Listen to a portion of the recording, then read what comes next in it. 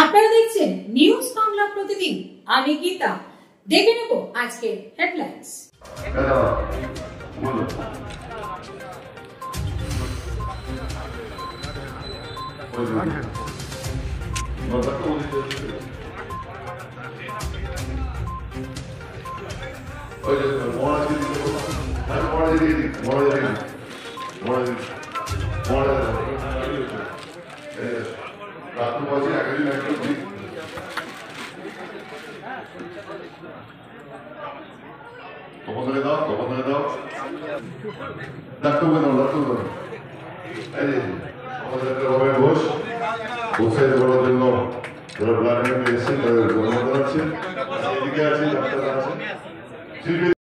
পৌরপ্রধান মাননীয় আদিত্য নিয়োগী মহাশয় ইতিমধ্যেই আমাদের মধ্যে এসে উপস্থিত হয়েছেন বাঁশবেড়িয়া পৌরসভার উপপৌরপ্রধান মাননীয় শিল্পী চ্যাটার্জি মহাশয়।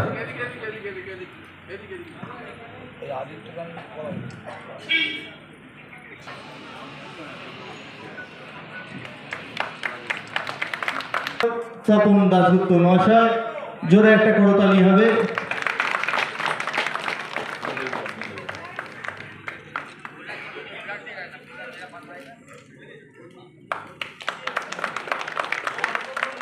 একটা করতালি হবে এই সুন্দর মুহূর্তটাকে তুলে ধরার জন্য।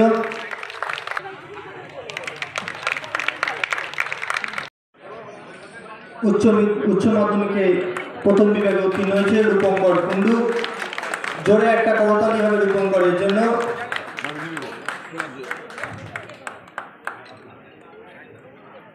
এদিকে ঘুরে মেডেল আছে, ব্যাগটা দাও, ব্যাগটা।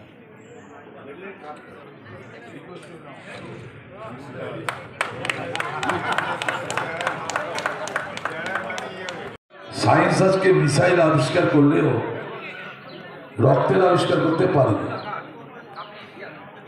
আমরা রাজ্যের মুখ্যমন্ত্রীর নির্দেশে যেদিন বিরোধী দলে ছিলাম সেদিন আমরা রক্তদান করেছি, আজও আমরা করে যাচ্ছি এবং যতদিন বাঁচবো আমাদের কর্মীরা সেটা করবে। রক্ত কোনো কারখানাতে তৈরি হয় না। এখানে ডাক্তারবাবু বিস্তারিতভাবে বলে গেছে এবং অনেকে আজও রক্ত দিতে ভয় পায়। আমি বছরে দুবার করে সম্বর্ধনা দেওয়া হবে, অত্যন্ত ভালো কাজ। আর একটা কথা বলবো যে আদিত্য হাসপাতালটাকে যেভাবে করেছে, আদিত্য শিল্পী চেয়ারম্যান, ভাইস চেয়ারম্যান, অনেক ভালো ভালো ডাক্তার এখানে আসছেন। এই ডক্টর আর.এন. ঘোষের মতো ডাক্তাররা বসছে। 100 টাকার কোনো ফ্যাক্টর না, কিন্তু 100 টাকায় যা চিকিৎসা পাচ্ছে ওখানে।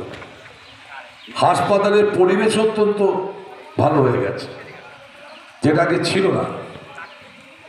আমাকে ডাক্তারও বলেছেন যে স্বাস্থ্যসাথী কার্ড অনেক জায়গায় কি হয়,